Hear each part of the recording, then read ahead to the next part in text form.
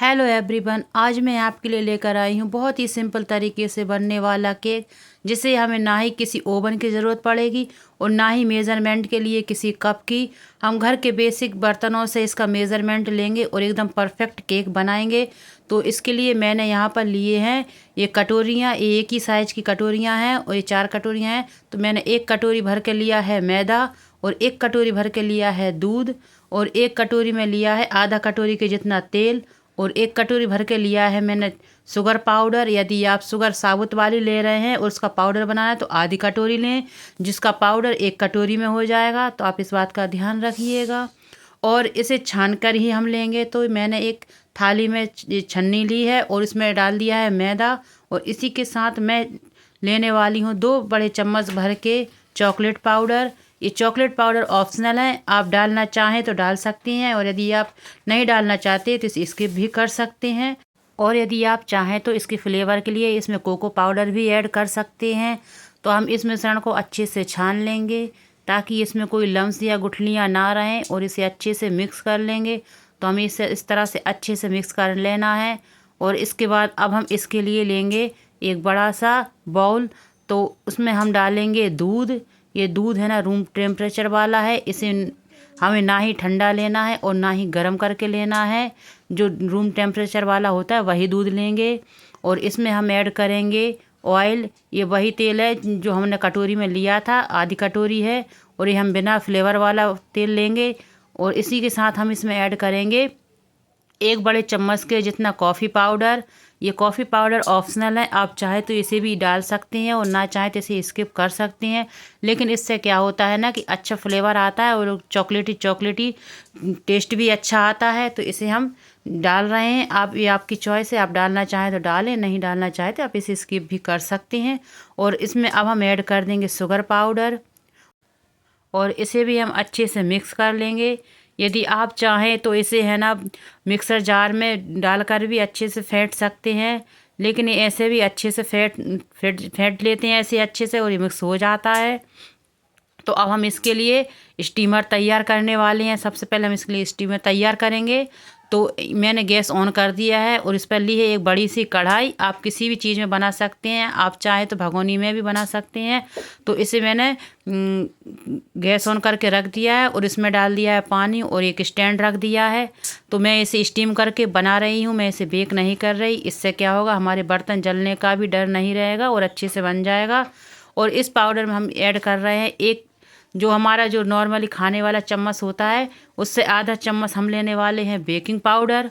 और उसी चम्मच के से मेज़रमेंट लेंगे हम बेकिंग सोडा का। जो आधा चम्मच हमने बेकिंग पाउडर लिया था उसका आधा हमें बेकिंग सोडा लेना है, मतलब 2 चुटकी के जितना हमें बेकिंग सोडा डालना है। और इसे डाल करके अच्छे से मिक्स कर लेंगे हम।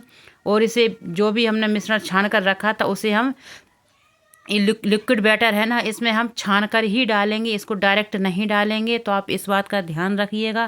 तो हमें इसे छान कर ही डालना है और इसे अच्छे से हल्के हाथों से मिक्स करेंगे। एक बार में हम इसे जल्दी जल्दी मिक्स नहीं करेंगे, नहीं तो इसमें गुठलियाँ पड़ जाएंगी। तो आप देख सकते हैं इस तरह से आपको मिक्स करना है। और जैसा कि मैंने आपको पहले ही बताया है कि यदि आप चाहें तो इसे इन सारी चीज़ों को मिक्सर जार में डाल करके एक साथ उसे मिक्स कर सकते हैं, जिससे और भी अच्छा बैटर तैयार हो जाएगा। लेकिन मैं इसे इसी में मिक्स करने वाली हूँ, तो आप इसमें भी मिक्स कर सकते हैं। और इसमें हम एक बहुत ही ख़ास चीज़ डालेंगे, इसमें हम वाइट विनेगर भी डालने वाले हैं। तो इसमें हम 1 चम्मच भर के, जो खाने वाली चम्मच होती है कि नॉर्मली घर में, उसी से हम 1 चम्मच वाइट विनेगर डालने वाले हैं। तो यदि आपके पास वाइट विनेगर नहीं है तो आप इसमें 1 चम्मच नींबू का रस भी डाल सकते हैं। इसमें आपके केक में कोई भी फ्लेवर में चेंज नहीं आएगा, ना ही ये खट्टा लगेगा। तो आप उसका भी यूज़ कर सकते हैं। जैसा कि मैंने कहा कि आप घर की बेसिक चीज़ों से इसे बना सकते हैं, तो इसमें मार्केट से लाने की कोई भी चीज़ की ज़रूरत नहीं पड़ेगी। जो घर में है उसी से आप बना लेंगे। तो मैं यहाँ पर केक टिन नहीं ले रही हूँ, मैं यहाँ पर आपको दिखाने के लिए एक घर का जो बाउल होता है, फ्लैट तल होता है जिसका, वो लेने वाली हूँ। या फिर आप इसके लिए बच्चों का लंच बॉक्स या टिफ़िन होता है उसमें भी बना सकते हैं। तो आपको करना क्या है, हमें एक बटर पेपर लेना है और उसमें तेल लगा करके इसको लगा रख देना है, उसकी साइज का काट करके। यदि आपके पास बटर पेपर नहीं है तो आप क्या कीजिएगा के जो तेल है तो उसको बाउल के ऊपर ऊपर नीचे सब में लगा दीजिएगा और उसके ऊपर से मैदा भरक दीजिएगा और उसके बाद बैटर डाल दीजिएगा। तो इससे क्या है, आसानी से निकल जाएगा और इसमें चिपकेगा भी नहीं। तो आप इस तरह से आप घर की चीज़ों से बड़ी आसानी से और मिनटों में इसे बनाकर तैयार कर पाएंगे। तो अब इस तरह से हमें सारा बैटर इसमें डाल देना है। इसमें थोड़ा सा रह गया था, उसको मैंने एक साथ निकाल करके वो भी इसमें ऐड कर दिया है। तो इस तरह से हम सारा बैटर इसमें डाल देंगे और इसे थोड़ा 2-3 बार टैप कर देंगे, जिससे कि इसमें जो भी एयर बबल्स होंगी वो निकल जाएंगी। तो हमारा पानी बॉइल्ड हो गया है। अब हम इसको बैटर को रख देंगे और इसे ढकने के लिए अब हम क्या करेंगे, एक खास टिप्स है जो जब हम स्टीम करते हैं केक को, तो इसमें क्या करते हैं कि इसमें जो पानी निकलता है वो केक के ऊपर गिरता है तो उससे केक गीला हो जाता है। तो आप क्या कीजिएगा, जिस भी बर्तन से आप इसको ढकने वाले हैं उसमें एक कपड़ा लीजिए और इस तरह से उसे बांध दीजिएगा।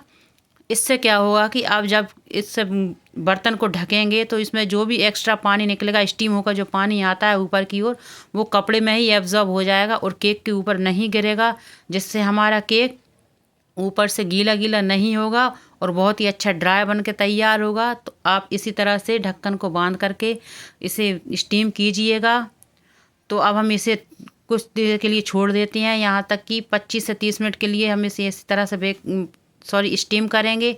तो अब मैं इसे बीच में चेक कर लेती हूँ, ये थोड़ा सा फूल गया है। उसमें नाइफ़ की से डाल कर देखूँगी ये हमारा बैटर पूरा हुआ है कि नहीं। तो इसमें बैटर चिपक के आ रहा है, तो इसका मतलब हमारा केक अभी रेडी नहीं हुआ है। तो इसे ढक कर के हम 10 मिनट के लिए और छोड़ देंगे और 10 मिनट बाद देखेंगे हम कि हमारा केक तैयार हुआ है कि नहीं।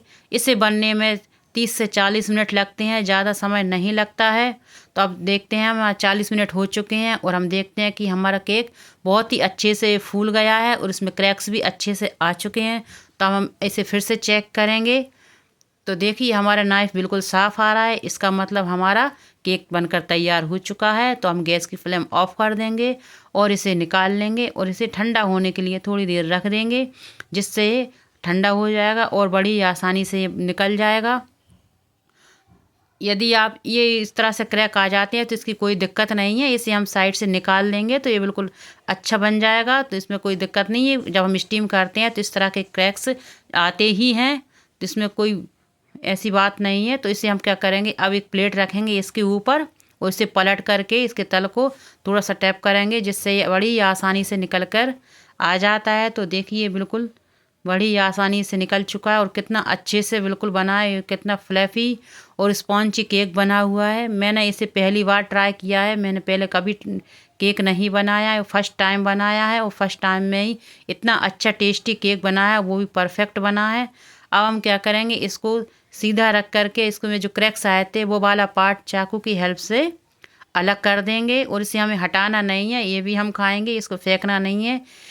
यदि आप चाहें तो इसे ऐसे भी रख सकते हैं, लेकिन क्या है मैं इस पर थोड़ा सा चॉकलेट सिरप डालने वाली हूँ, तो इसलिए मैं इसको कट करके इसको साइड में रख दूँगी और इसे प्लेन कर लेंगे। यदि आप चाहें तो इसे ऐसे भी खा सकते हैं, लेकिन इसमें मैं चॉकलेट सिरप डालने वाली हूँ तो इसलिए मैंने इसका ये पार्ट हटाया है। तो अब हम इस पर चॉकलेट सिरप डालेंगे। आप इस पर चाहे तो क्रीम वगैरह भी डाल सकते हैं, लेकिन मैं बस इसको सादा सिंपल रखने वाली हूँ। मेरे पास ये था तो मैंने ये डाल दिया, नहीं तो मैं इसको ऐसे ही रखने वाली थी।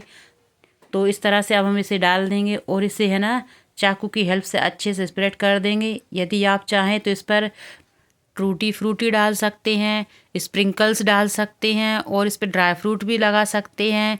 आप जैसा चाहे इसे डेकोरेट कर सकते हैं, लेकिन मैं इसे सिंपल रखने वाली हूँ।